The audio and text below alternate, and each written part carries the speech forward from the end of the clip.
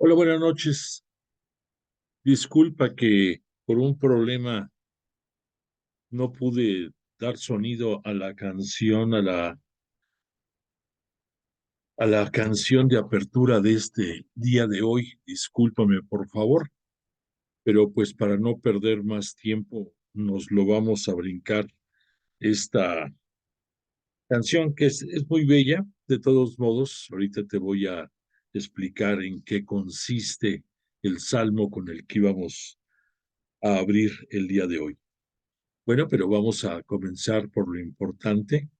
Te invito a que unidos en oración demos alabanza a Dios Padre y juntos todos digamos en nombre del Padre, del Hijo y del Espíritu Santo. Amén. Padre nuestro que estás en el cielo, santificado sea tu nombre. Venga a nosotros tu reino.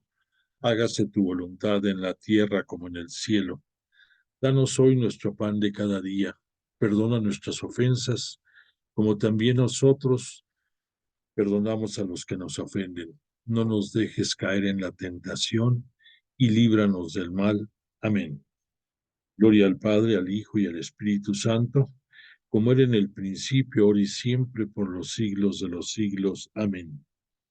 Y invocamos al Espíritu Santo y decimos, oh Espíritu Santo, don de Dios y fuerza de lo alto, fuente de agua brotante de vida eterna, desciende y mora en nuestros corazones. Haznos verdaderos adoradores del Padre, condúcenos a la plenitud de la verdad y transfórmanos en testigos de Jesús para llevar su nombre hasta los confines de la tierra. Amén. Bueno, pues como todas nuestras sesiones, le imploramos misericordia a Jesús de Nazaret para que Él, junto con el Espíritu Santo, nos tenga la misericordia de acompañarnos esta noche en nuestra clase de este día, martes 30 de abril del año 2024, Día del Niño aquí en la República Mexicana.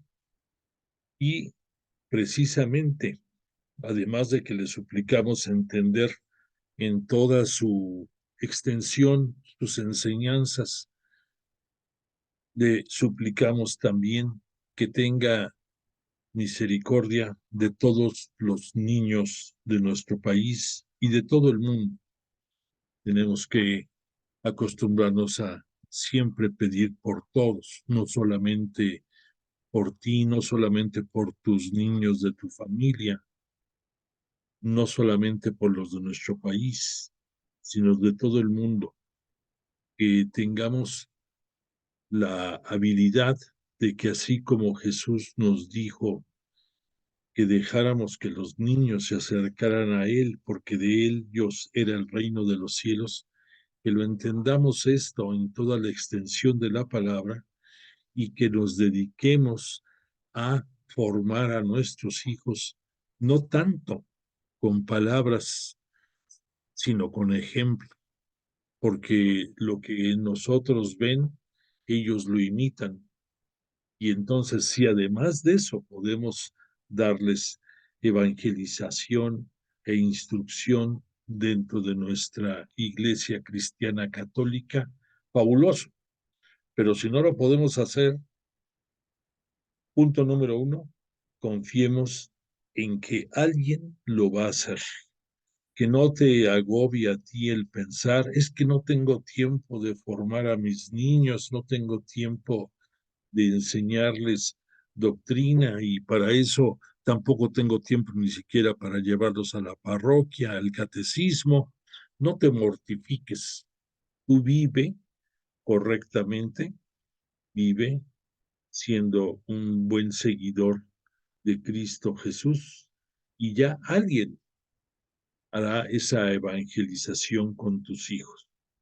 Así como tú, al ser ejemplo, en muchos medios, en muchos lugares en el que tú estás, hay veces que ni lo piensas, pero estás siendo un, una propaganda, pudiéramos decir, de cómo es el cristianismo y cómo se vive, confiando en que lo haces tú como debe de ser. Entonces, tú, al estar siguiendo el ejemplo de nuestro grandioso Jesús de Nazaret, estás ayudando a evangelizar a otros niños y a otras personas. Pues confía en Dios y cuando tú tengas oración, pídele que alguien también lo haga con tus hijos, con tus más cercanos, que todos podamos encontrar en el servicio y en la evangelización a quien se pueda la satisfacción de llevar la palabra de Dios hasta los confines de la tierra a través del Evangelio de Jesús de Nazaret y que confiemos en que también nuestros niños, nuestros hijos van a ir por buen camino. Bueno, pues entonces felicidades para todos los niños y los no tan niños aquí en nuestro país y que Dios los bendiga, que Dios los llene de dones, de discernimiento, de un buen juicio cuando tengan oportunidad de tomar decisiones y que sus sueños se hagan realidad. Lo deseamos de verdad de todo corazón para todos los niños de nuestro país y también aún los que están fuera de nuestro país, porque no en todos los países se celebra el Día del Niño, ¿eh?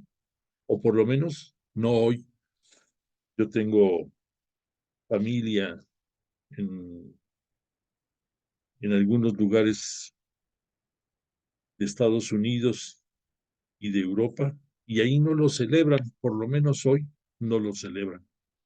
Entonces, nosotros les pedimos por todos los niños del mundo, sea o no en sus países el Día del Niño. Bueno, entonces, disculpándome de nuevo de que no pude coordinar la, el sonido para poner el salmo de entrada, te quiero decir que el salmo en el cual está inspirada el canto de esta noche, que te ofrezco volvértelo a poner la próxima semana, es el Salmo 110, un salmo que tiene como subtítulo el sacerdocio del Mesías. Y este salmo es muy bello, se le acredita a la inspiración del rey David. Y es un salmo en el cual habla del oráculo de Dios, en el que dijo el Señor a su Señor, siéntate a mi diestra hasta que haga de tus enemigos estrado de tus pies. Ese es el coro con el que se va desarrollando este salmo y tiene algunas estrofas hermosas. Por ejemplo, te voy a decir nada más la primera. La segunda estrofa el segundo verso de este salmo, dice, el cetro de tu poder extenderá Yahvé desde Sión, domina entre tus enemigos. Para que te ubiques, Sión es el monte que está más próximo al actual Jerusalén. O sea, se supone que esa montaña o ese monte de Sión es lo que es basamento en gran parte del actual Jerusalén. Y el verso tercero, también te lo leo, dice, ya te pertenecía el principado el día de tu nacimiento, refiriéndose al Mesías, a Jesús. Un esplendor sagrado llevas desde el seno materno, desde la aurora de tu juventud. ¿Sabes qué? Nos quedan 3 versos más. Te los voy a leer porque me da pena que no hayas escuchado el canto. Lo, he, lo ha jurado Yahvé y no va a retractarse. Tú eres por siempre sacerdote, según el orden de Melquisedec. El Señor está a tu derecha, quebranta a los reyes el día de su cólera, sentencia a las naciones. amontona cadáveres, quebranta cabezas, a lo ancho de la tierra, junto al camino, bebe del torrente, por eso levanta la cabeza. Lo que te leí es el salmo tal cual. Obvio que el canto, pues está nada más inspirado ahí y tiene unas estrofas muy bellas que te repito, te lo voy a poner de nuevo la próxima semana. Disculpa. Bueno, pues ya entrando a nuestro tema de clase de Jesús de Nazaret, estamos ya próximos a cerrar este curso, como lo mencionamos en las dos clases anteriores.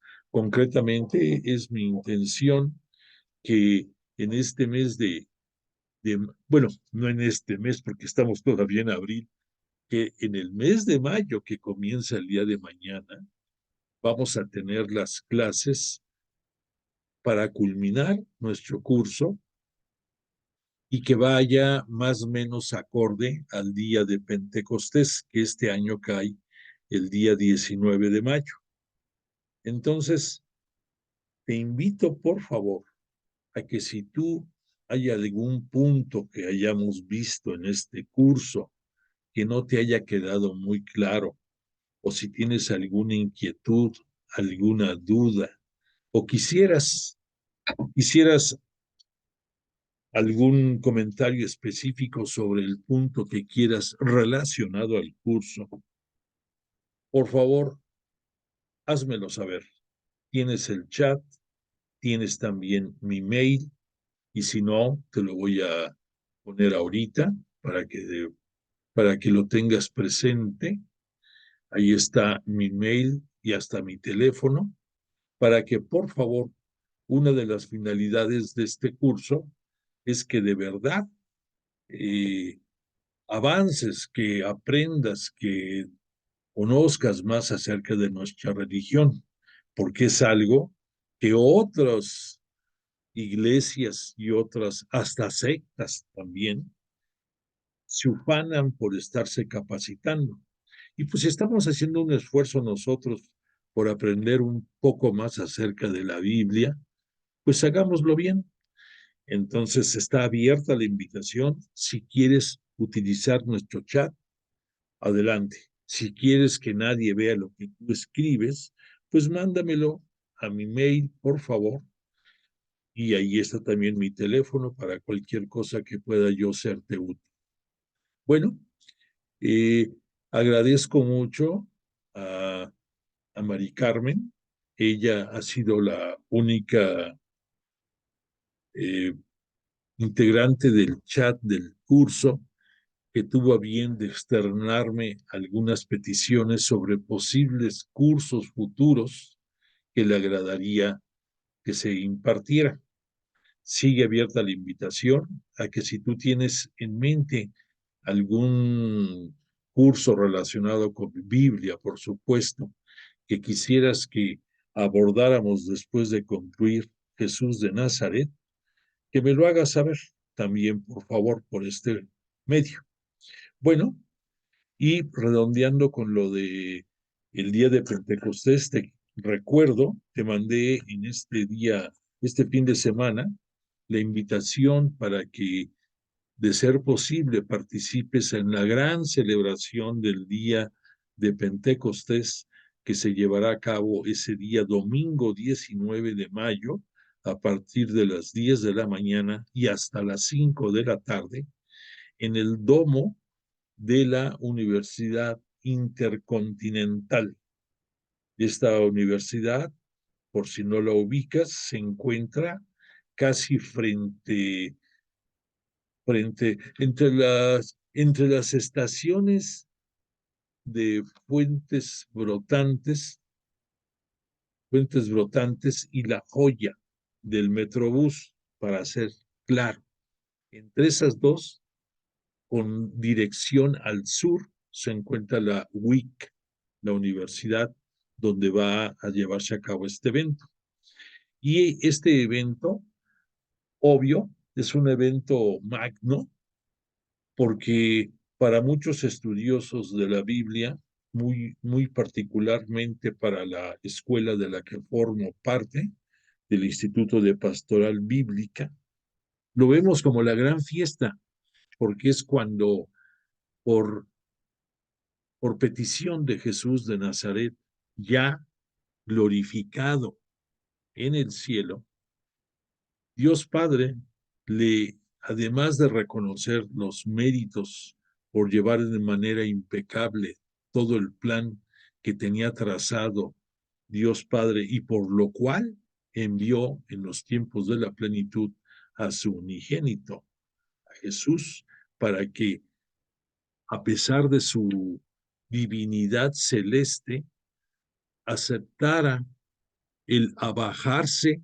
y tomar la, la similitud, tomar la semejanza con nosotros humana y a través del Espíritu Santo y de la Virgen María, de la siempre Virgen María, ser ella el medio por el cual creciera en su seno virginal y pudiera él, como hombre, convertirse en el Jesús de Nazaret que nos ha llevado todo este curso.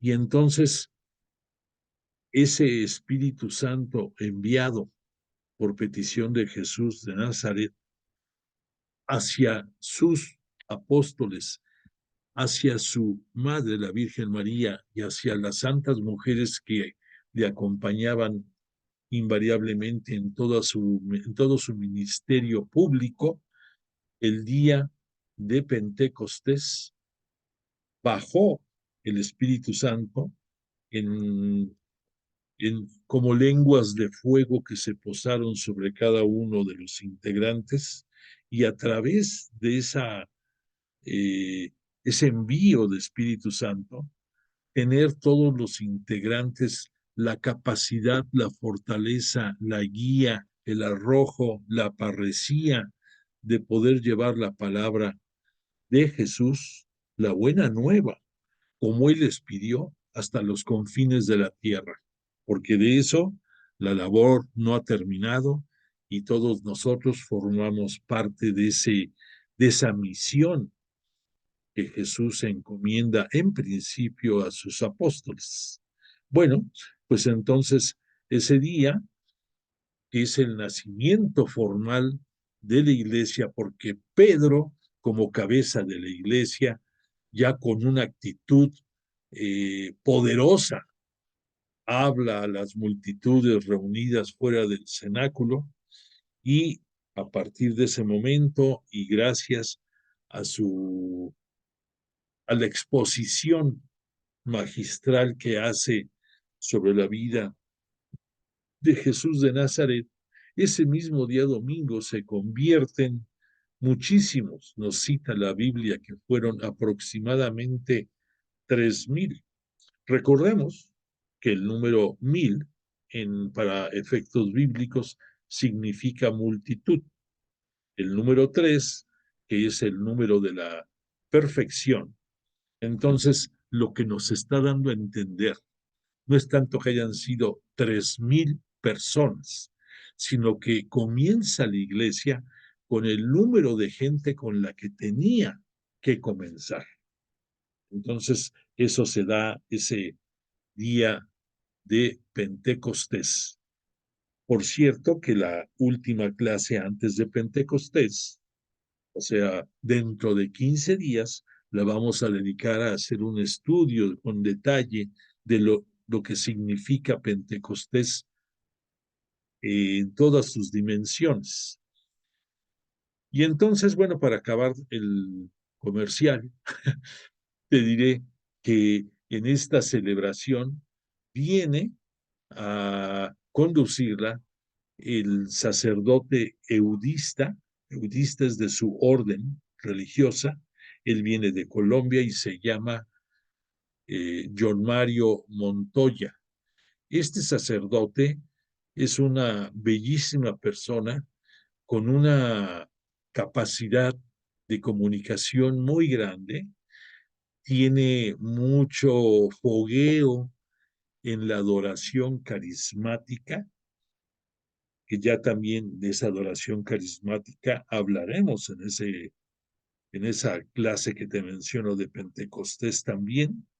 Y entonces es uno de los, pudiéramos decir, de los celebrantes para eventos como este de Pentecostés, ideal, porque además de que tiene el misticismo, tiene la facilidad de comunicación, tiene la, el dinamismo, la fortaleza para conducir estos eventos. Y yo he estado en varias ocasiones en sus celebraciones dentro del instituto y son bellísimas. Y muchas personas se han dado incluso casos de eventos de sanación, que no es la finalidad de esta celebración el que sea sanación exclusivamente, pero se han dado esos casos aún en la celebración de Pentecostés que te estoy citando. No es una sola vez, en muchas ocasiones se han dado esto y pues esto es algo fuera de lo común. Participa muchísima gente del instituto, muchos alumnos, todos los maestros prácticamente, el grupo de alabanza, que es un grupo coral y musical muy entusiasta, acuden de muchas agrupaciones religiosas también y laicos en general, porque es algo grandioso. El costo es de 350 pesos. Puedes adquirir tu boleto en el Instituto de Pastoral Bíblica, que queda a 2 cuadras de la plaza principal de Tlalpan, a espaldas de la Universidad Pontificia, en la calle de, de Triunfo de la Libertad, número 37. Esto queda entre las calles de Congreso y Benito Juárez. Ahí puedes adquirir tus boletos, puedes invitar a quien tú desees, con toda confianza lo puedes recomendar, vale mucho la pena este evento y además en la universidad ese día abren sus estacionamientos para que si quieres llevar tu auto por una cantidad muy moderada, creo que 50 pesos o 70 máximo, puedes estar todo el día ahí en tu auto bien resguardado en los jardines de la universidad y además funcionan sus restaurantes y cafeterías ese día, aunque sea domingo, como cualquier otro día, tienen menús atractivos y de precio razonable, probablemente que te diré con 100 pesos, 120 pesos puedes comer, o si no, puedes llevar tu propia comida y te sugiero compartas con quien gustes. Hay muchas áreas de jardín, muchas áreas para que pases momentos agradables. Entonces te invito de verdad y te exhorto a que tú compartas e invites a quien gustes con la certeza de que no te vas a arrepentir de asistir. Bueno, ya regresando a nuestro curso, quiero enfocarme el día de hoy a un tema importante y por cierto, quiero felicitar a nuestra compañera también, Irene. ¿Es Irene? Sí, ¿verdad? Sí, ella, porque en sus comentarios de la clase pasada citó algo que iba ella a refrescar su memoria de un curso que había tomado, porque algo dijimos en la clase pasada y ella decía, ay, en la liturgia se cita a Jesús como profeta, víctima y altar. Ya no le quise decir nada a Irene con relación a su gentil comentario, porque yo sabía que el día de hoy lo íbamos a dedicar a esto. Entonces no quise mover el tapete y quise esperarme a que hoy abordemos este punto. Esto es consecuencia de lo siguiente. En nuestro curso de Jesús de Nazaret, del cual te pongo aquí nuestro libro del padre Salvador Carrillo Alday, es el que nos ha servido como soporte para entender mejor todo lo que los evangelios, la buena nueva que se encuentra en la Biblia, de los 4 evangelistas, nos citan acerca de la vida y obra de Jesús de Nazaret. Entonces, para este curso y para cualquier otro curso bíblico, obvio, nuestro sustento, nuestra base debe de ser la Biblia, porque es de donde emana toda la sabiduría y todo el conocimiento. Este libro que te cité es un libro de apoyo que es bastante útil y que te lo recomiendo. Y también cuando comenzó este curso nos referimos un poco a este otro libro, al de Jesús, ¿quién eres tú? Que también este libro fue escrito por el padre Salvador Carrillo y en él nos cita los fundamentos teológicos de el por qué, quién es Jesús de Nazaret y el por qué tenía que venir. Tal vez no recuerdes muy bien, pero te quiero refrescar que al hablar de este contenido, de este libro, hablamos de Jesús en su dimensión humana, lo que hemos estado hablando un poco ahorita en este comienzo de clase, el dimensionar al Jesús hombre, al Jesús de Nazaret. Y entonces estuvimos viendo en un principio cuáles eran los elementos que conformaban la condición humana terrestre de Jesús y sus condiciones humanas celestes. Por lo tanto, hablamos de Jesús también en su dimensión divina, Jesús Dios. Entonces te refresco nada más la memoria porque son fundamentos para que comprendamos mejor el por qué vino Jesús a este mundo, no solamente para cumplir con su misión encomendada por Dios Padre, sino que ya era desde tiempos mesiánicos, desde tiempos proféticos. Y te estoy hablando de esto más o menos desde, desde 1000 años antes de que llegara Jesús a este mundo, porque a través de escritos proféticos como los de Isaías, como los de Ezequiel, como los de Jeremías, ahí se perfilaba ya la venida futura de Jesús a este mundo. Entonces, en este libro estuvimos reforzando en un comienzo de nuestro curso el por qué venía Jesús y el por qué iba a adquirir condición humana terrestre y que por haber cumplido con todo lo que Dios Padre le pidió, y para eso te pongo nada más como recuerdo cuando estando ya en su Pascua, Jesús en el huerto de Getsemaní, postrado ante su Padre, en oración, le implora, le suplica y le dice, Padre, si se puede, no quiero esta copa. Recuerda que copa era la presentación de un evento doloroso, de un evento eh, desgarrador. Pero ¿qué le dice Jesús? Pero que no se haga mi voluntad, sino la tuya.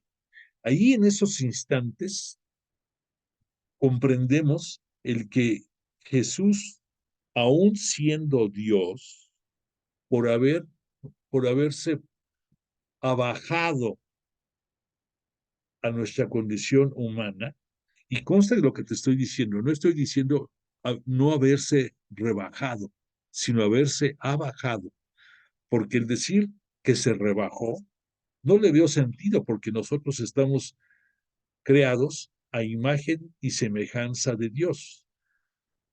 Claro que Él es toda sabiduría y que nos dio el libre albedrío y nos dio inteligencia. Pero entonces, si Jesús se abaja, quiere decir que aún siendo Dios, acepta por la petición de su Padre tomar apariencia humana y vivir como cualquier humano, tener las mismas sensaciones, las mismas características, las mismas cualidades humanas, igual que todos nosotros. Y que claro, él dentro de su ministerio público, en lo único que no se parece a todos nosotros tristes mortales, es que él no tuvo pecado alguno desde su concepción hasta el desempeño de su ministerio y mucho menos en su Pascua, en su muerte y después en su gloriosa resurrección. Todo esto no tuvo pecado. Es en lo que se diferencia de la condición terrena, de la condición humana de nosotros. Y por eso te recuerdo que después de su gloriosa resurrección, Él asciende al cielo para ser glorificado, porque merecía todo el honor y la gloria. Y entonces asciende a los cielos en su condición humana. Jesús y la Santísima Virgen María son los dos únicos humanos que en cuerpo y alma están en el cielo.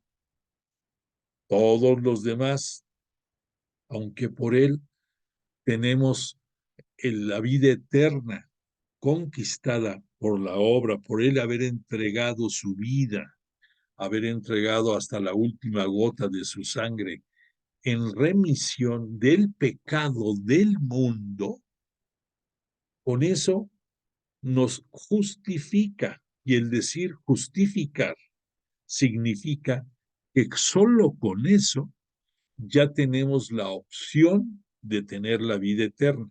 Por eso Jesús siempre pidió durante su ministerio público, y más cuando se acercaban a pedirle algún signo de poder, lo que conocemos como milagros, él pedía fe y pedía fe en él, pero él sabedor de que se les estaba pidiendo algo inconcebible para muchos de ellos, les decía, pero si no crees en mí, por lo menos cree en mis obras, en lo que estoy haciendo.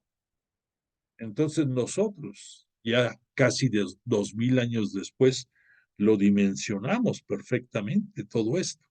Entonces estamos conscientes de que por la remisión que Él obtiene del pecado en general de todos los que integramos el mundo, desde los que antes llegaron a este mundo, antes que Él, los que llegaron al mismo tiempo que Él en esos años, y todos los que hemos llegado posteriormente, por todos nosotros entregó su vida a Jesús para redimirnos del pecado.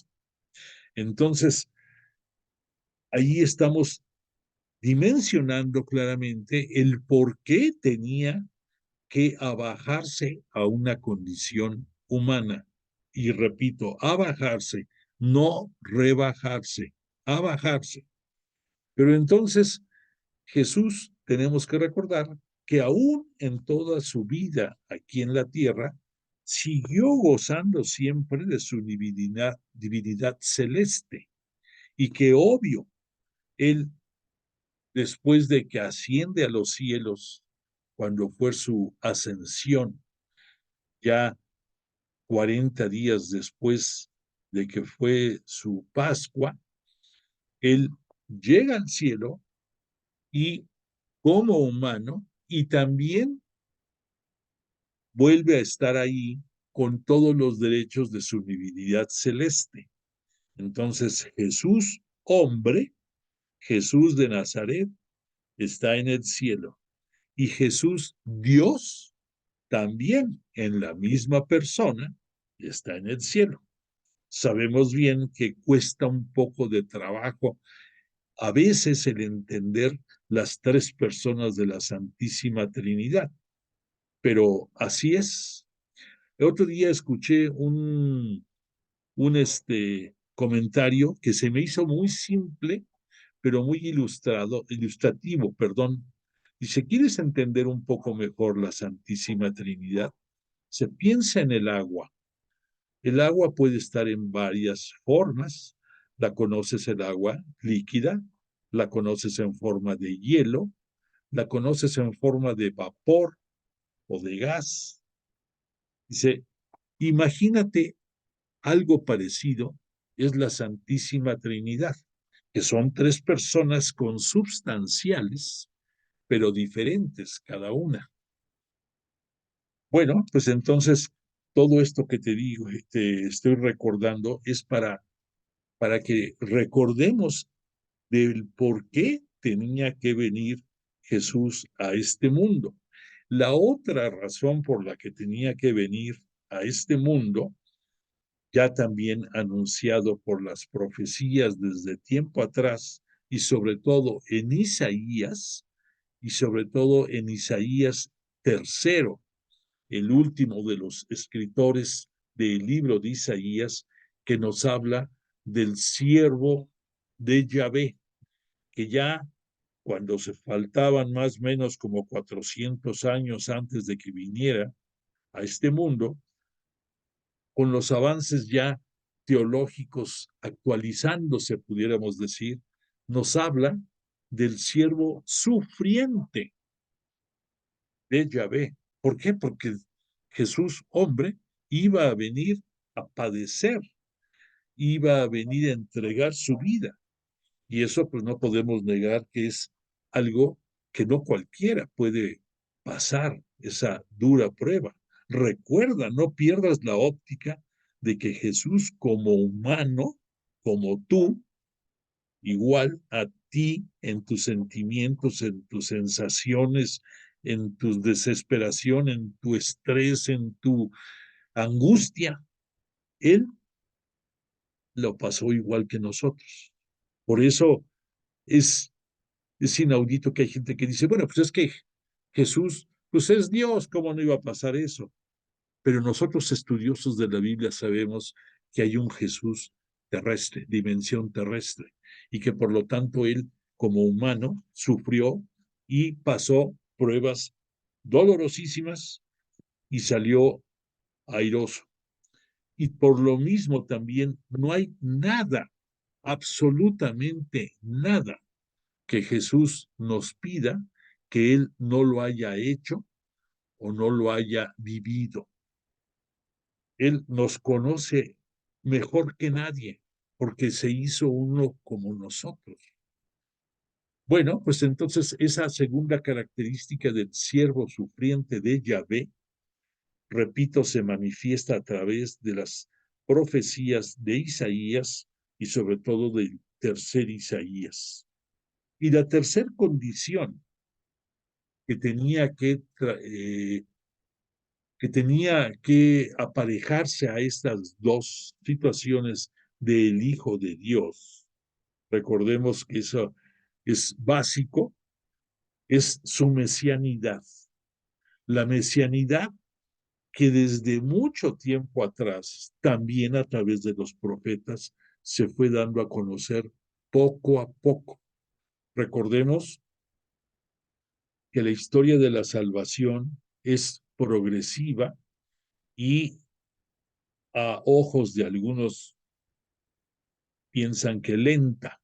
Bueno, pero así es la historia de la salvación y entonces poco a poco se va avanzando en muchos conceptos.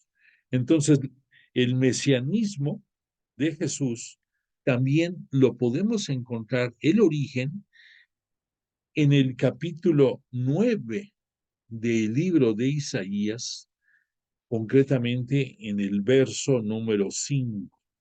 en donde nos habla de la idea del Mesías, en que desde los años más o menos 975 se empezó a hablar de ese mesianismo dinástico, que eso se fue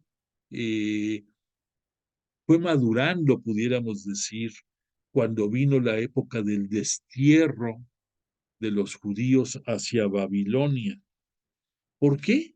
Pues porque al irse hacia Babilonia, al ser extraditados, pudiéramos decir, al ser deportados, para que entendamos mejor, a todos los pensantes, porque no se llevaron a todos los israelitas, nada más los babilonios se llevaron a los que les interesaba, a los que tenían poder y control sobre la población. Pero imagínate, por lo mismo, era la gente con mayor capacidad de razonamiento, de discernimiento, y entonces se lo llevan a Babilonia, lo cual significa dejar su templo, dejar sus tradiciones, dejar su religión, porque van a un país eminentemente pagano, y allí estuvieron más o menos por 40 años. Y no es casualidad que hayan sido como ese tiempo, por dos razones.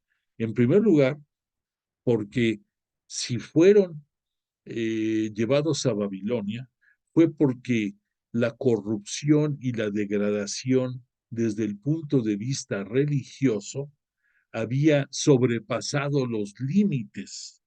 Y entonces Yahvé, Dios, permite que pasen esta dura prueba, igual que permitió cuando lo sacó de Egipto, que anduvieran 40 años también en el desierto antes de llegar a la tierra prometida.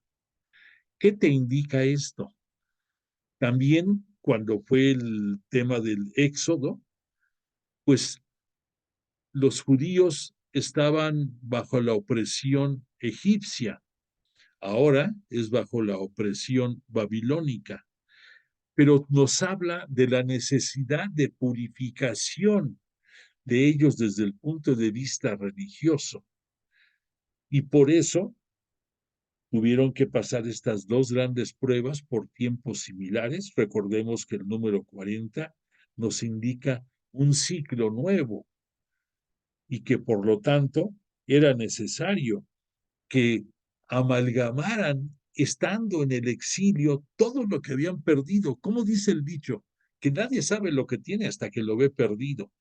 Entonces, imagínate, estos judíos, hebreos, israelitas que estaban en la deportación en Babilonia, habiendo perdido todo. Entonces ahí la idea del mesianismo fue tomando más importancia, y después del regreso a Jerusalén se vino una época que se conoce como los judíos judaizantes. No es que esté mal la expresión, sino fue la nueva acrisolamiento de los judíos que vinieron de Babilonia del exilio, que no vinieron todos los que se fueron, muchos se quedaron en esa diáspora y ya no volvieron a regresar a Jerusalén y se fueron diseminando por el área de Asia, por Grecia, por muchísimas partes más. Pero ahí fue donde fue tomando, en esa etapa del mesianismo judaizante, la idea. Imagínate, después de haber vivido tantas opresiones, ellos esperaban un Mesías poderoso, guerrero, conquistador, que sometiera a todos los que los habían ofendido y los hiciera talco, en pocas palabras. Además de eso, que fuera un líder del pueblo y que trajera prosperidad y dicha. Pero entonces el mesianismo que se va amalgamando es un mesianismo material. Por lo tanto, al momento de que Jesús llegó a este mundo, obvio, ya durante su ministerio público, tenemos claramente que las autoridades religiosas judías no aceptaban a Jesús como Mesías, lo rechazaban, porque el reino, el mesianismo de Jesús es espiritual y ellos no aceptaban y siguen sin aceptar a un Mesías que sea únicamente espiritual. Por eso, pues, podemos entender con más claridad el porqué de las cosas. Bueno, entonces, esas tres condicionantes que vimos, repito, del unigénito, de Dios Padre, Dios, de Dios es Jesús en su dimensión humana, como siervo sufriente de Yahvé, como el Mesías esperado y también como hijo de Dios. Recordemos que como hijo de Dios, pero haciendo referencia a los escritos también proféticos anteriores, concretamente basándose mucho en escritos de Daniel, Jesús se autonombraba como hijo de hombre. No es que él estuviera inventando este término, sino que era un término que había cobrado mucha vigencia en varios escritores proféticos, pero sobre todo en Daniel, que era de los últimos que toca esta denominación. Y entonces Jesús se refería a su persona, a él mismo, como el Hijo de Hombre. Y te recuerdo cuando le dice a alguno de sus seguidores, el Hijo de Hombre no tiene dónde recostar su cabeza. O sea, nos daba a entender en muchos momentos de que él confiaba en la misericordia de Dios Padre, pero como humano tuvo muchas carencias. Y también para acabar con este punto, quiero decirte, el recordar otro detalle. Hay gente que dice, oye, explícame una cosa, ¿cómo Jesús, siendo Dios, se postraba y le oraba, tenía oración hacia su Padre? ¿Cómo es posible que él, siendo Dios, sintiera esa necesidad de estar en comunión espiritual muy seguido con su Padre? ¿Cómo es posible que él, teniendo divinidad, tuviera que rezar más que cualquiera de nosotros? Bueno, pues es una pregunta interesante, pero tú, estudioso de la Biblia y de la vida de Jesús de Nazaret, ya y de todo lo que hemos hablado, podrás el decirle a cualquiera que piense así, es que Jesús estuvo aquí en la tierra como humano, como hombre, igual que tú, igual que yo, y tú y yo tenemos necesidad de tener comunicación con Dios. Ahora tenemos la gran fortuna de que Jesús es nuestro intermediario entre Dios y nosotros, y que gracias a Él nos enseñó a cómo dirigirnos a Dios, nos enseñó toda la doctrina para poder llegar al reino de los cielos y además nos envió el Espíritu Santo que Él mismo nos prometió para que aún después de que Él partiera de este mundo hacia el cielo, se quedara entre nosotros la tercera persona de la Santísima Trinidad para ayudarnos a entender todas sus enseñanzas y para que nos acompañe hasta el fin de los tiempos. Bueno, por esa razón, Jesús tenía necesidad de orar a su Padre, porque Jesús estuvo aquí entre nosotros como humano. No se te olvide eso. Bueno, entonces, con esos puntos cubrimos las exposiciones para entender el por qué tenía que venir Jesús a este mundo. Con lo que estuvimos o con lo que hemos estado viendo en la Biblia y en nuestro libro de Jesús de Nazaret, hemos entendido mejor, bajo la óptica de los cuatro evangelistas, la vida y obra de Jesús de Nazaret entre nosotros. Y nos falta tocar un punto que no aparece en nuestro programa de estudio, pero que a mí me gustaría mucho poder compartir el día de hoy.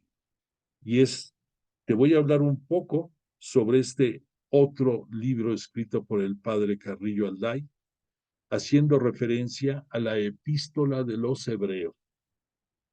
¿Por qué? Porque te estoy poniendo aquí la imagen de Jesús de Nazaret el día de la cena del Señor, lo que conocemos como el Jueves Santo, cuando Él instituye la Eucaristía, y un punto importantísimo que no habíamos estudiado, que es que Cristo Jesús es sumo sacerdote para la eternidad y víctima inmaculada. Entonces, esto es el otro ingrediente importantísimo para que entendamos también el por qué Jesús vino a este mundo. Aquí, cuando vemos en esta escena, cuando está él está creando, pudiéramos decir, la nueva Pascua. Y digo nueva Pascua porque es la celebración de los que, a partir de Jesús de Nazaret, los que integramos el nuevo pueblo de Israel, entre los cuales tú te encuentras, también el culto y también los rituales se adaptan a lo que Jesús desea que vivamos nosotros. Entonces, te recuerdo que dentro del judaísmo existía y existe la Pascua. Por cierto que el día de ayer acaban de terminar ellos su celebración de Pascua de este año 2024, los judíos. Están en el año 5784. Y bueno, saludos para todos ellos, porque somos de las tres grandes religiones monoteístas, además de los seguidores del Islam y nosotros cristianos católicos. Bueno, pues entonces Jesús, él modificó el ritual de la Pascua. Recordemos que hubo el lavatorio de los pies como un abajamiento, ahí sí también un abajamiento a una condición de esclavitud o peor que esclavo, para lavarle los pies a sus apóstoles, y que nos los deja como una muestra de que debemos de lavarnos los pies unos a otros, de dar servicio, y a que no perdamos la dimensión de que el que quiera servir será el más valioso, que no es el que esté como líder al frente, ni tampoco el que todo mundo señale como cabeza del grupo, sino aquel que sirva.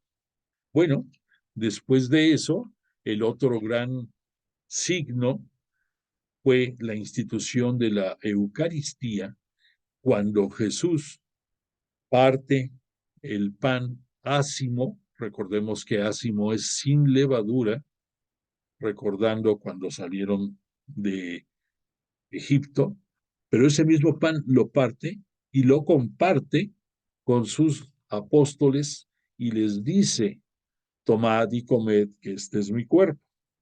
Y después, tomando la copa de vino, que el vino en la Pascua judía, claro que se bebía en ese ritual como una muestra de la parte dulce de ese éxodo que tuvieron que vivir.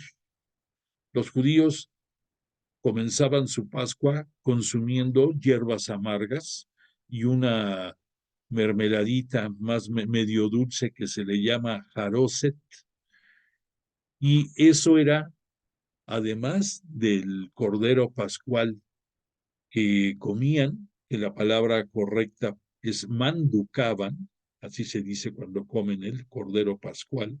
También lo hace Jesús, pero la copa de vino que es la parte dulce de cuando ellos, los judíos, hicieron el recorrido del Éxodo, Jesús lo transforma y ahora es su sangre, es el vino convertido en su sangre, que también la comparte con sus apóstoles y les dice: tomad y bebed todos de él, que este es mi sangre. Y desde entonces, desde ese momento, Jesús se convierte en la nueva víctima para las celebraciones pascuales hasta nuestros días. Estamos hablando, por supuesto, dentro de la Iglesia Cristiana Católica.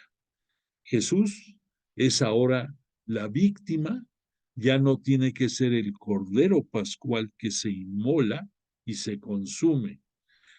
Ahora es su cuerpo en el pan transformado y su sangre en el vino también transformado.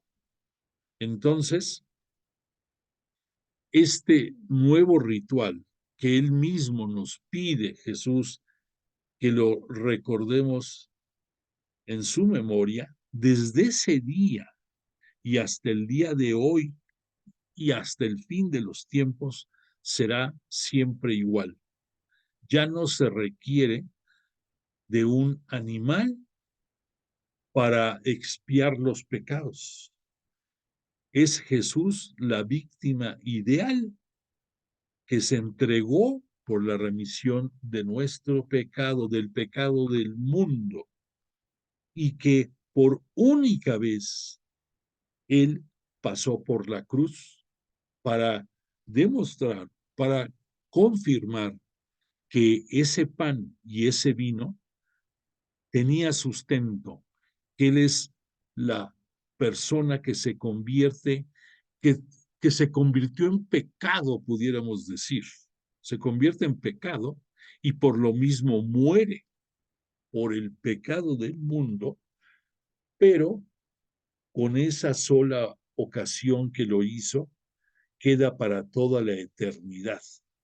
Por eso Jesús es la víctima, la nueva víctima que nos confiere la sanación, la salvación, y que es mucho mejor que el ritual que hasta entonces los judíos observaban de consumir ese día el Cordero Pascual y también de los sacrificios de los animales que se celebraban en el templo.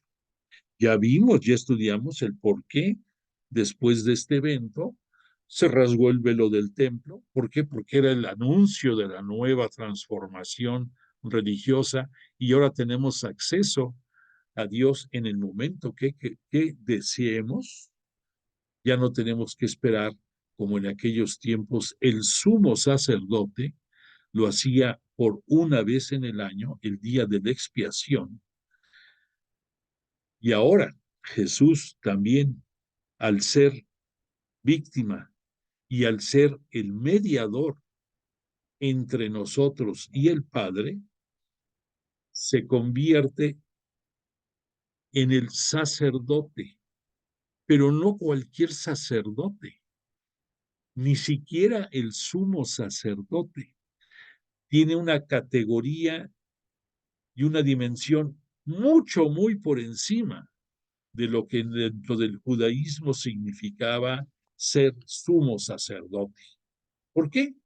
Pues porque ya dijimos, el sumo sacerdote, además del punto de vista administrativo de que era la cabeza del Sanedrín para muchas cuestiones que tenían que resolver en la comunidad, desde el punto de vista religioso, él tenía a su cargo a varios sacerdotes y que ellos celebraban todos los días el ofrecimiento del incienso, el que hubiera sobre el altar los panes consagrados, el que hubiera eh, el, el holocausto, pudiéramos decir, la incineración, el sacrificio de diferentes animales por distintas causas, algunas por comunión, otras por oblación, etcétera, etcétera.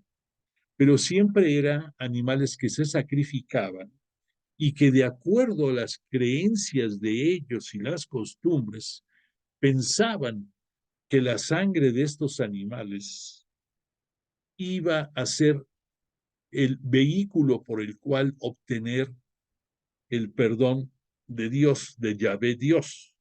Nosotros, después de que ya hemos estudiado mejor su palabra de Jesús, entendemos de que no puede haber una víctima más perfecta que el propio Jesús.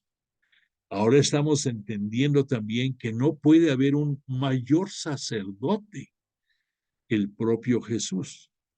Y ya por último, tenemos que citar a quién va ofrecido esta víctima y el celebrante, que es el sacerdote, el sumo sacerdote en la persona de Jesús, mejor que cualquier sumo sacerdote, y que ahora en la actualidad es el presbítero, es el sacerdote de tu parroquia, de tu iglesia, el que celebra dentro de la Eucaristía el memorial que recuerda la datación, no datación, la dación, el que Jesús como víctima se entregó por única vez, más que suficiente por el perdón de nuestros pecados. Entonces, hay a veces algunas personas que creen, oye, pero ¿cómo es posible que en cada Eucaristía se vuelva a masacrar a Jesús, que es el recordar la cruz de Jesús? Hay que ubicarnos, o sea, sí recordamos a Jesús en la cruz. ¿Por qué? Porque la cruz es el símbolo de la salvación, porque cuando Jesús fue elevado en la cruz, todo el universo, bueno, no, todo el universo, claro que participó y todos los integrantes de todas las naciones lo vemos. Y gracias a que fue elevado, se venció la muerte y fue la victoria definitiva de Cristo sobre la muerte. Bueno, pero eso no quiere decir que sobre el altar se esté volviendo a sacrificar, pudiéramos decir, al Jesús terrestre y menos al Jesús celeste. Estamos en un memorial que nos recuerda que Él se ofreció y dio su sangre y su vida por nosotros.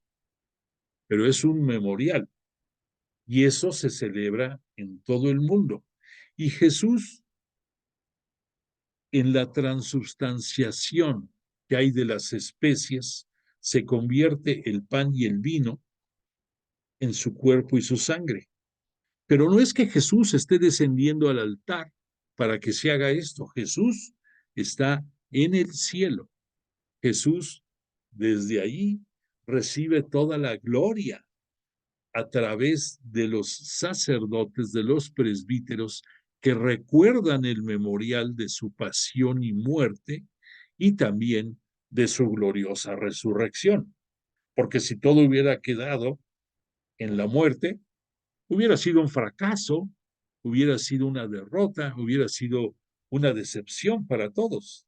Pero el elemento de su gloriosa resurrección y gracias a eso la conquista de la vida eterna para todos nosotros cambia diametralmente el objetivo y la misión por la cual Él estuvo entre nosotros. Entonces, ubiquémonos. Jesús está en el cielo, en cuerpo y alma, gozando de su divinidad terrestre y de su divinidad celeste. Por eso, cuando nos referimos a Él desde el punto de vista terrestre, le decimos Señor, porque Él es el Señor ya no solamente de la tierra, sino de todo el universo. Y cuando nos referimos a Él en su divinidad celeste, nos referimos como Cristo, porque Cristo es sinónimo de Mesías, sinónimo de Salvador. Entonces ya nos vamos ubicando mejor. Bueno, entonces Por esa razón, este elemento que no habíamos estudiado tiene una importancia capital, porque Jesús es sumo sacerdote y víctima eterna, inmaculada. Bueno, esto que te estoy mencionando viene en el contenido de esta epístola a los hebreos, que te voy a decir es uno de los temas que tengo sobre la mesa como una posibilidad de después seguir estudiando después de este curso. No, es una sugerencia. Bueno, pero te quiero hablar un poquito nada más así como para abrir boca, para redondear esta enseñanza de Jesús sumo y eterno sacerdote y para entender un poquito más acerca de esta epístola. Muchas personas creen que esta epístola a los hebreos fue escrita por San Pablo, pero no. San Pablo escribió 13 epístolas y la de Hebreos, que está inmediatamente después de las epístolas paulinas, quizás por eso algunos creen que es de San Pablo, pero no fue escrita por él. Es más, el autor de la epístola a los hebreos es un autor anónimo. Algunas personas creían que pudiera haber sido Apolo, el evangelista que también en las tierras de Asia, en la época de Pablo, andaba evangelizando. Y mucho corresponde a su personalidad, pero no, no lo es. Quien se piensa que es el escritor de la epístola a los hebreos es un antiguo sacerdote del judaísmo. No se nos dice quién fue, pero sí se presume que los destinatarios de esta epístola son sacerdotes judíos que, recordemos, Jesús poco antes de morir profetizó que el templo de Jerusalén iba a ser destruido. Y esa destrucción se llevó en el año 70 a cabo. Desde ese momento del año 70 en que es destruido el templo de Jerusalén, se termina el culto en el templo, se termina la inmolación de los animales para redención de los pecados dentro del judaísmo. Al mismo tiempo, se termina con uno de sus elementos de integrales que conforman materialmente su religión. Ellos, recordemos que sustentan los judíos su culto en tres elementos. En la Torá, que corresponde al Pentateuco nuestro de la Biblia, los 5 libros primeros, que ellos se los acreditan a Moisés y que se les conoce como la Torá. En segundo lugar, era el templo de Jerusalén, en donde se rendía el culto diario a Yahvé a través del incienso, de las oblaciones, de los sacrificios humanos, no humanos, perdón, de animales y de la sí, y de la sangre de los mismos. Y en tercer lugar era la celebración y guarda del Shabbat, ese ceremonial que en el día séptimo celebran cada semana los judíos, concretamente que va de la tarde a partir de la primera oscuridad del día viernes hasta la primera oscuridad del día domingo. Son 24 horas en los cuales ellos celebran su Shabbat, que es el equivalente a lo que nosotros celebramos en la liturgia de la Eucaristía. Nada más que nosotros, nuestra Eucaristía es una celebración que dura 1 hora, 1 hora 15, hora y media si tú gustas, y ya después nos dispersamos y muchas veces ni reconocemos ni nos conocemos a los que estamos ahí en la parroquia. Y muchas veces somos criticados porque algunos nos dicen toda la devoción que demuestras en el templo, sales de ahí y te vuelves otra persona, en que no tienes misericordia, en que no tienes compasión y muchas veces eres de lo peor. Bueno, en el caso de los judíos, la celebración de su Shabbat dura 24 horas y en ella pues dan mucho adoración a Yahvé, es muchas lecturas, comparten los alimentos, que ahí es en donde las mujeres les apoyan para la preparación de los alimentos que se consumen ahí mismo dentro de su sinagoga o su templo, porque ya el templo de Jerusalén ya no existe. Y las comunidades judías que hasta hoy en día se encuentran por todo el mundo, pues se reúnen en sinagogas hechas exprofeso para la celebración de su Shabbat y tratan de mantener su tradición, pero su tradición ya a partir de ese año 70 cambió drásticamente. Bueno, pues entonces te menciono todo esto porque entonces ahora ese elemento de Jesús, sacerdote, sumo sacerdote para la eternidad y víctima inmaculada, es algo que no habíamos estudiado a más profundidad. Bueno, entonces ya te dije más o menos de dónde parte esta epístola y el porqué de la misma. Se presume, te decía, que el escritor, el autor sagrado, porque fue inspirado por el Espíritu Santo para escribir la epístola a los hebreos, es un ex, pudiéramos decir, sacerdote judío que ante la imposibilidad de seguir pudiendo tener culto, celebración, tener un reconocimiento, ¿por qué no decirlo hasta de disfrutar del estatus y de los prebendas y privilegios que el ser sacerdote les daba, como por ejemplo era el tener derecho a consumir de las carnes que se inmolaron, se quedaban también para el disfrute de los sacerdotes y su familia, y ya si algo más quedaba, se disponía de otras formas de ella, que también de las ofrendas económicas que se hacían en el templo, pues parte de esos diezmos quedaban en poder de estos sacerdotes. Por otra parte, pues era el reconocimiento, el estatus, la vestimenta, el boato, el prestigio, la admiración, cuando se, cuando se desplazaban por la ciudad de Jerusalén. Entonces todo eso se acabó. Entonces este sacerdote o ex sacerdote judío abraza la fe cristiana católica. No pensemos que solamente por aferrarse a dónde poder refugiarse. Es admirable todos los conceptos que nos expone en su epístola. Mis respetos.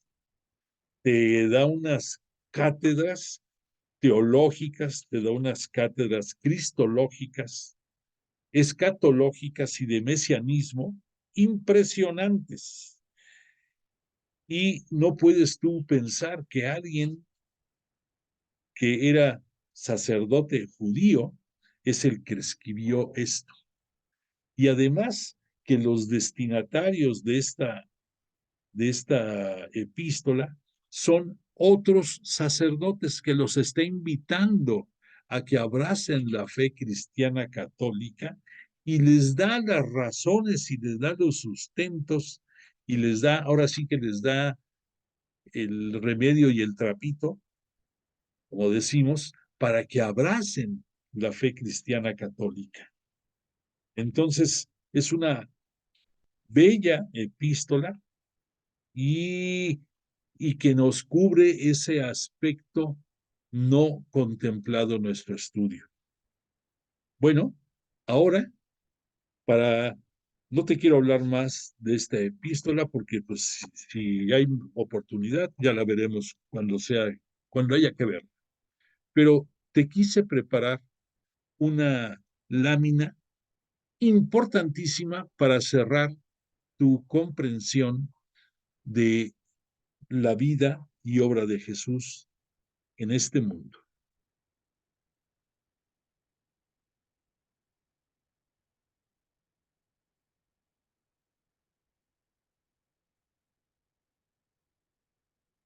Aquí está. Quiero hablarte un poquito sobre el significado de lo que fue la antigua alianza y la nueva alianza. Ya hemos hablado de que alianzas ha habido varias en la historia de la salvación. Tenemos en mente que probablemente la primera importante fue cuando Noé en su arca se salva de morir en el diluvio universal y con él los animales y la familia necesaria para repoblar la tierra. En ese momento, el Yahvé, que es quien salva a Noé, le ofrece que nunca más va a destruir al mundo por medio de un diluvio y que como señal eh, de su gracia aparece el arco iris y que va a ser el símbolo de la alianza. En esa alianza, el que se compromete es Yahvé, no Noé. Así comenzaron en un principio, al principio las alianzas. Después de eso, nos habla de Abraham, que con Abraham también Yahvé le ofrece hacerlo padre de un pueblo más extenso que las arenas de la playa y las estrellas de los cielos, que lo va a hacer, que de él vendrán muchos pueblos, y lo cumple porque Dios siempre cumple. Pero también lo único, no los obliga a nada más que un símbolo sensible que es la circuncisión. Pero el que tuvieran la circuncisión no los obligaba a algo más, nada más era un signo sensible. Posteriormente va pasando el tiempo y ya en la época de Moisés, después de que Yahvé Dios los saca de la opresión de los egipcios en el monte Sinaí a través de Moisés, ahí sí ya se hace una alianza que para nuestro objetivo le diremos antigua alianza y en la cual Yahvé se compromete a que sea Israel su pueblo por toda la eternidad. Y ellos, los integrantes del pueblo, se comprometen a que solamente le van a dar culto a Dios, a Yahvé, Dios. Recuerda que ellos no pronuncian Dios, pero aquí le pusimos Dios para que entiendas nada más. Pero debiera de ser autor de la alianza Yahvé, Dios. Bueno, en esa antigua alianza entonces ya hay compromiso de ambas partes. Ya no solamente Dios va a cumplir, sino que debe de cumplir el pueblo y por esas no, por esas violaciones al cumplimiento es por lo que vinieron muchas ocasiones los problemas, las consecuencias de dolor en el pueblo por fallar en la parte que le corresponde al pueblo. Entonces, el autor de la alianza es Dios, el mediador es Moisés, a través de Aarón, que es su sobrino, que es el sacerdote, y que a partir de él, de su familia de Aarón, de la tribu de Leví, serán los únicos sacerdotes dentro del judaísmo. Que las víctimas son los animales y suponían que a través de la sangre de ellos iban a obtener la remisión de los pecados y el perdón de sus faltas. El sacerdote pues también tenía que pedir perdón por sus faltas personales y las del pueblo. Por eso los beneficiarios, aquí dice el pueblo de Israel, que su ley era la Torá, que cuando fue en el Sinaí únicamente apareció como los 10 mandamientos y poco a poco se va complementando. Y ojo, la promesa de parte de Dios, de parte de Yahvé, hacia ellos era llevarlos a la tierra prometida, lo cual cumplió. Pero ¿cuál es la tierra prometida? El llegar a Canaán, el llegar y asentarse allí y que ahí van a estar hasta la eternidad, hasta que termine este mundo. Y Dios ha cumplido.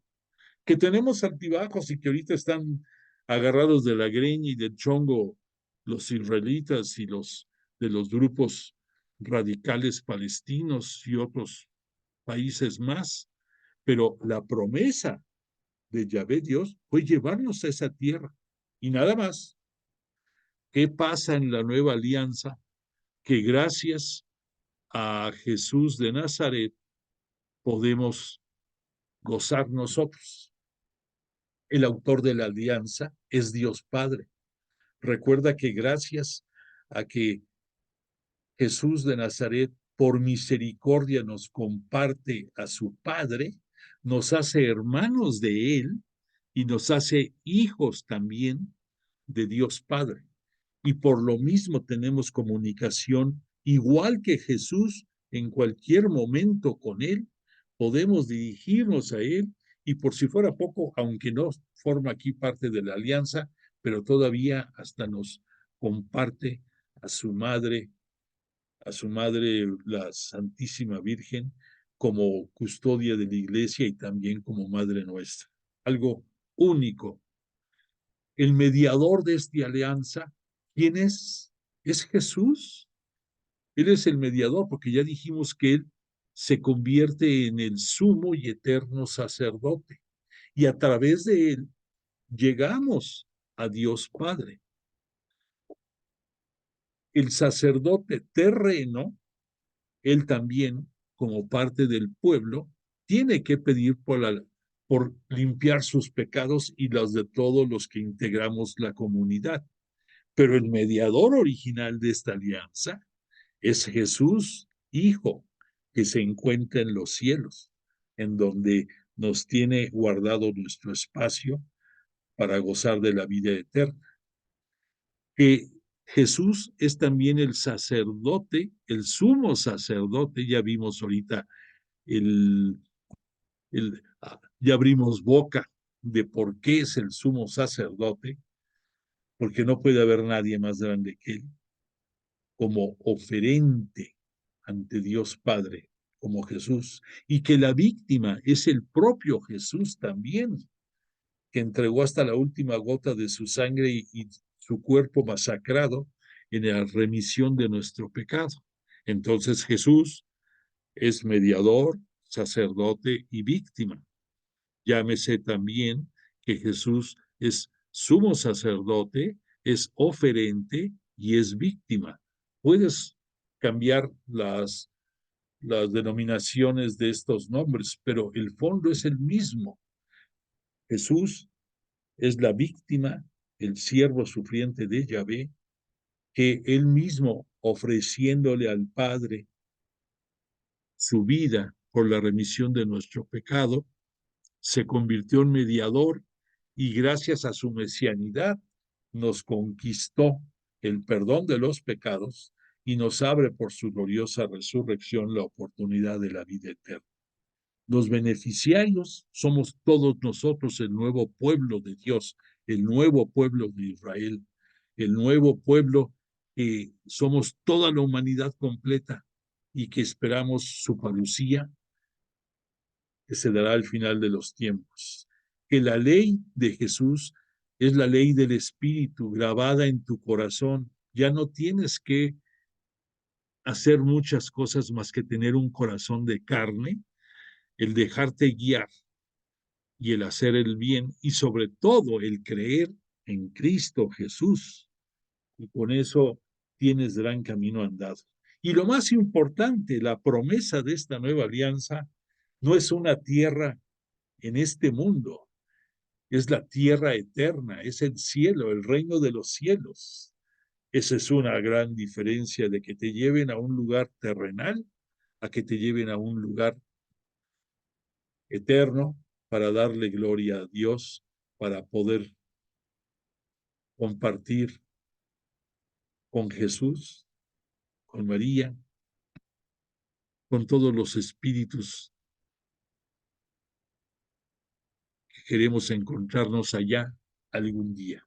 Bueno, pues que te sirva mucho esta enseñanza. Gracias a Jesús de Nazaret nos conquistó esta nueva alianza. Bueno, pues agradezco mucho tu presencia. Disculpa que no te pongo la canción de cierre. Te la pondré la próxima semana. Agradezco mucho tu presencia y sobre todo agradecemos a Dios Padre y a Jesús de Nazaret y a su Espíritu Santo el que nos hayan acompañado y que nos tengan misericordia. Que tengamos una buena semana y si Dios permite, el martes de la próxima semana seguiremos para la conclusión de nuestro curso y deseo que tengas una hermosa semana. Que descanses.